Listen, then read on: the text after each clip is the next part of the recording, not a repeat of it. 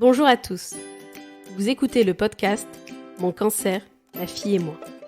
Je m'appelle Camille et je vous partage ici mon expérience de la maladie. Moi, je m'appelle Charlotte.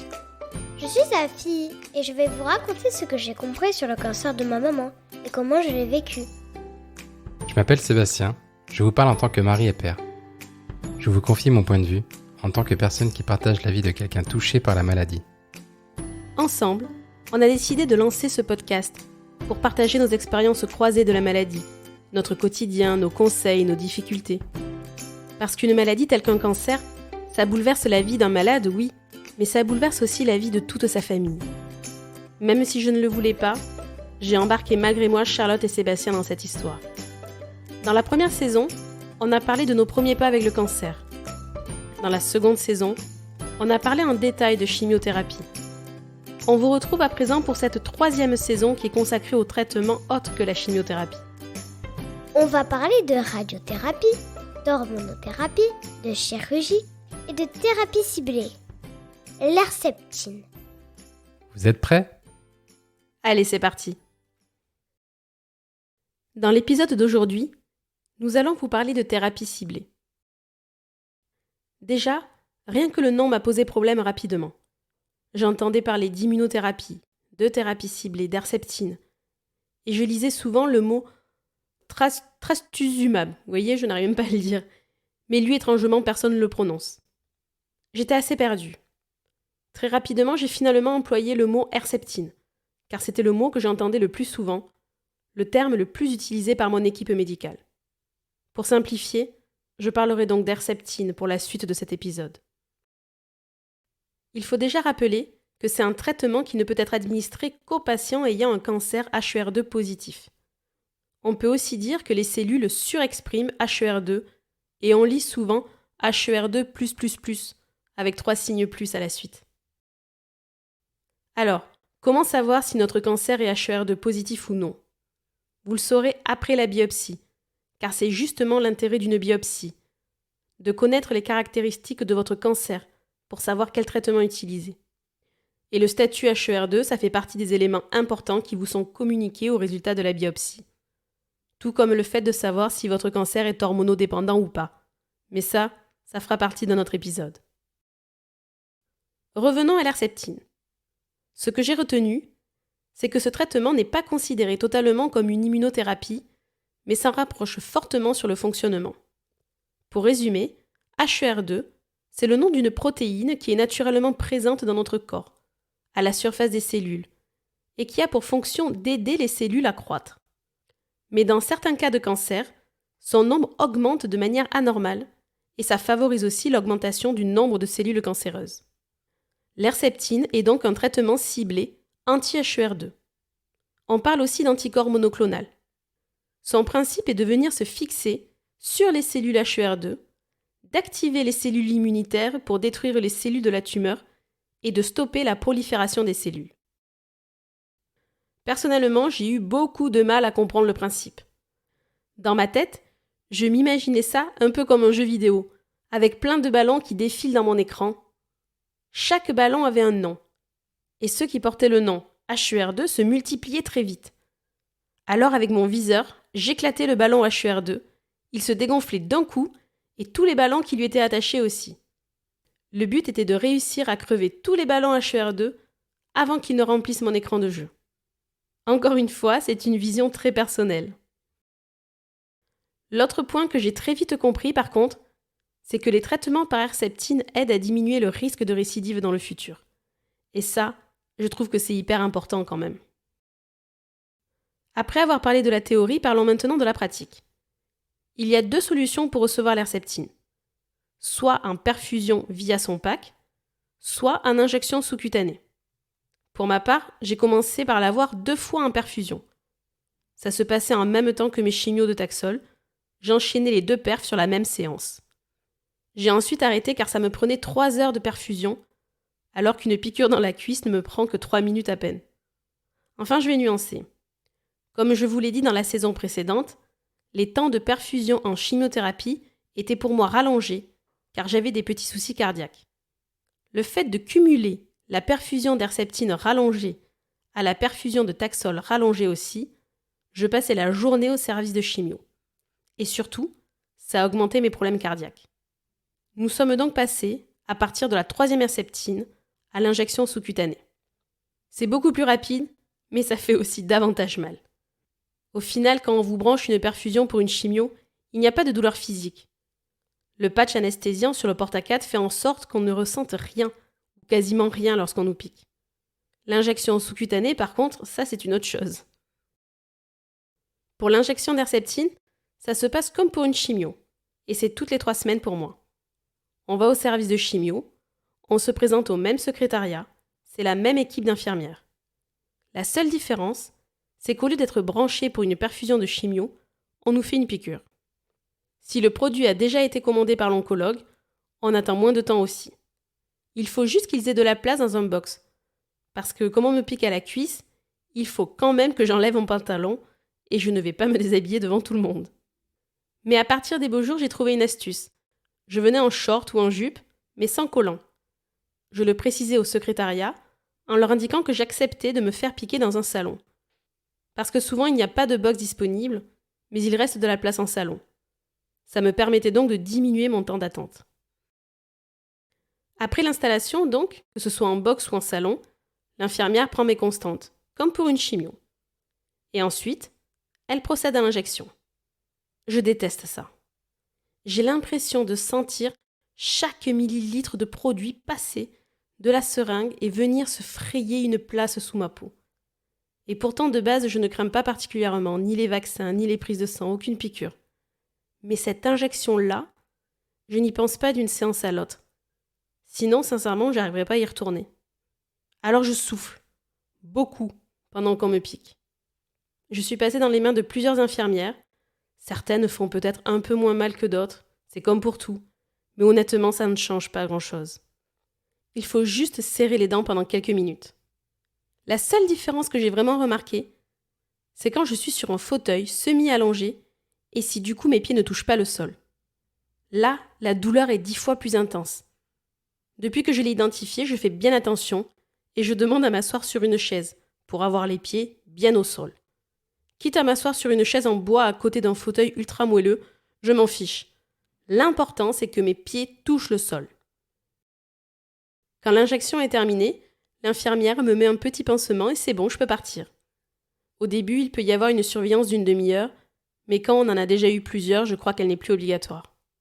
Ça fait mal encore pendant, 15 minutes, je dirais. Je marche en boitant un peu. Je peste beaucoup. Je pleure parfois. Mais même si c'est intense, ça passe très vite. Une demi-heure après, c'est déjà oublié. C'est assez visible par contre, ça fait comme une grosse bulle étalée sur la cuisse. Quand Charlotte rentre de l'école, elle me demande toujours de la voir. Et les jours suivants également. Parce qu'on voit à l'œil nu la bulle s'étaler de jour en jour. Je suis à présent capable d'identifier, à la forme de la bulle, si je vais avoir mal ou pas. Je ne sais pas vraiment comment l'expliquer, mais si la forme de la bulle ressemble à un rond quasi parfait, j'ai beaucoup moins mal. Par contre, si la bulle a la forme d'un ovale ou une forme plus originale, je sais que je vais avoir davantage mal au genou. Je sais que ça paraît dingue dit comme ça, mais depuis le début, je vous partage tous mes ressentis. Alors je vous partage celui-là aussi et qui sait, peut-être que d'autres personnes parmi les auditeurs ont identifié la même chose. Concernant les effets secondaires, je ne pourrais malheureusement pas être très précise. Je n'ai jamais eu l'herceptine seule. J'étais soit sous chimiothérapie, soit sous radiothérapie, soit sous hormonothérapie. Ce que je peux dire par contre, c'est que les effets secondaires suite à une injection d'herceptine ont diminué en intensité après l'arrêt des chimios. Et pendant que j'étais en chimio, l'herceptine intensifiait les effets secondaires. Mais personnellement, je n'ai jamais eu d'effets secondaires qui apparaissent seulement après une injection d'herceptine. Je m'explique. Pendant que j'étais encore sous chimio, et même plusieurs mois après, les jours après mon injection, je ressentais de vives douleurs dans le genou. Ça durait une semaine environ. Au point que certains jours, je ne montais même pas les escaliers chez moi. Je pouvais le faire, mais ça me faisait vraiment très mal. Au fur et à mesure des injections, j'ai bien remarqué que la douleur diminuait. Je pense qu'il s'agissait d'un effet combiné entre chimio et herceptine. La fatigue aussi a suivi le même schéma. Après une injection d'Herceptine, j'étais davantage fatiguée pendant 4 à 5 jours. J'avais mon injection le mardi et je ne prévoyais rien le week-end suivant car je n'étais pas sûre de pouvoir y arriver. Je me souviens d'une fois, nous étions invités à déjeuner chez un ami de la famille, avec Charlotte et Sébastien, mon frère et sa famille également. Nous avions eu du mal à trouver une date en commun, et ça faisait longtemps que nous ne nous étions pas vus, alors j'ai accepté. Je n'étais jamais allée chez eux, et je n'avais pas anticipé. Mais c'est une maison avec un jardin en escalier, à plusieurs niveaux. C'est fou parce que même maintenant, même 6 mois après, je me souviens très bien de ce déjeuner, et de ces escaliers surtout. On a pris l'apéritif à un niveau, puis on est monté pour aller déjeuner à un autre niveau, et on a redescendu les escaliers pour prendre le café. Alors bien évidemment, je ne le regrette pas, ni maintenant, ni le jour même, on a passé un super moment. Mais je pestais contre mon injection à chaque marche d'escalier. Ce qui était le plus difficile d'ailleurs, c'est que j'avais fini mes chimios depuis 3 mois, les rayons depuis 15 jours. Les gens ne s'attendent donc pas vraiment à ce que vous ne soyez pas en forme. En plus, si vous avez l'Herceptine en injection sous-cutanée comme moi, on ne s'attend pas non plus à ce qu'il y ait beaucoup d'effets secondaires. Mais c'est le cumul avec d'autres traitements qui va changer la donne. Pour la fatigue, ça a été pareil. Plus je me suis éloignée des chimios, et plus j'étais fatiguée moins longtemps après mon injection. Sur les dernières cures, je dirais que je suis un peu plus fatiguée pendant, 1 ou 2 jours, mais ça n'a plus vraiment d'impact sur mon quotidien. En plus, si quand j'arrive à la clinique, ils ont déjà le produit et qu'il y a une box disponible, je peux être sortie en 20 minutes. C'est un traitement qui est très rapide. En résumé, l'Herceptine est un traitement qu'on reçoit si notre cancer est HER2 positif. Il aide à stopper la prolifération des cellules cancéreuses et il diminue le risque de récidive. J'ai eu 18 Herceptines, espacées de 3 semaines entre chacune, 2 en perfusion via mon pack et 16 en injection sous-cutanée dans la cuisse, en alternant la droite et la gauche. En tout, ça a donc duré 1 an. Les effets secondaires sont plus importants quand c'est combiné avec une chimio, mais plus on s'éloigne des chimios, et plus les effets secondaires sont moindres. C'est un traitement qui n'est pas très connu, que ce soit de nom ou sur le principe même de thérapie ciblée.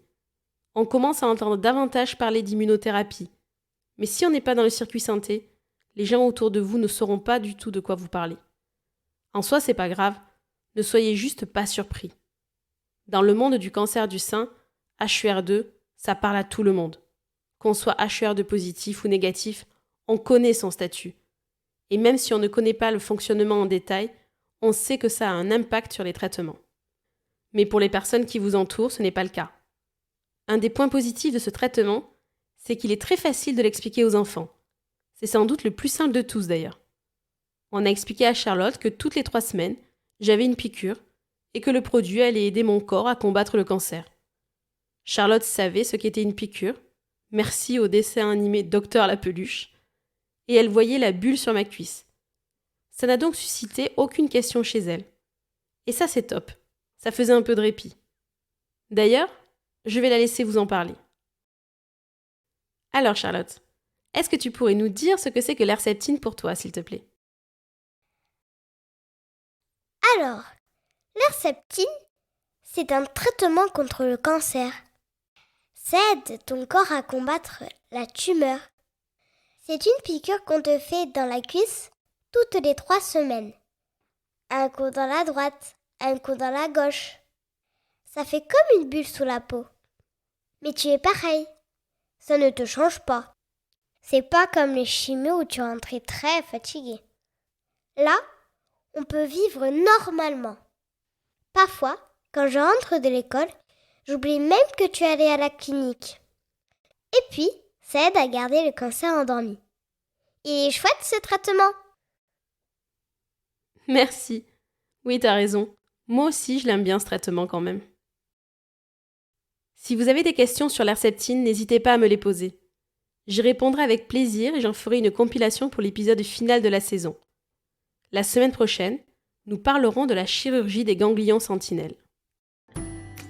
Merci de nous avoir écoutés jusqu'à la fin. J'espère que cet épisode vous a intéressé. Pour ne rater aucun épisode, je vous invite à vous abonner directement au podcast Mon cancer, ma fille et moi sur votre plateforme d'écoute préférée. Pour nous soutenir, vous pouvez également y laisser un avis et un commentaire. Pour du contenu supplémentaire, rejoignez-nous sur notre page Instagram. Si vous avez dans votre entourage des personnes qui peuvent être intéressées par notre histoire, n'hésitez pas à partager pour que nos voix puissent atteindre ceux qui sont dans la même situation que nous. On se retrouve la semaine prochaine et d'ici là, prenez soin de vous et de vos proches. Et surtout, passez une bonne journée.